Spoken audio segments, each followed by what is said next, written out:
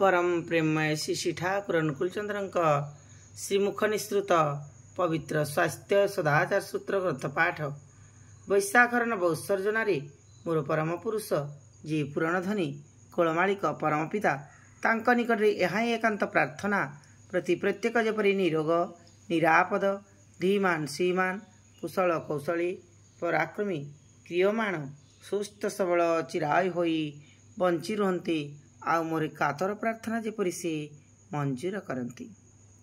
स्वास्थ्य सदाचार सूत्र तुमर वैशिष्ट्य को इष्टानुकृष्टि अनुचर्य सत् आचार व्यवहार पान भोजन संग साहचर्य भीतर दे तपश्चरण द्वारा उपयुक्त भावे रक्षा जदि न कर जेते धीमान ही तुम्हें हो ना कहीं तुमर धातु को ओ अंतकरण संस्कार संस्थिति को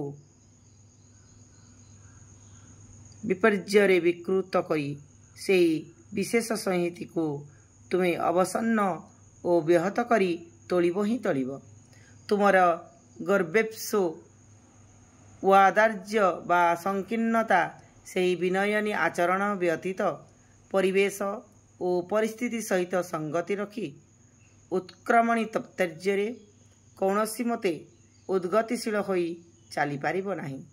व्याधि जेपरी विधान को विकारग्रस्त करी तोले सही अभिमृश्य चलन तुमको सही परी करी तोलिब ही तोलिब।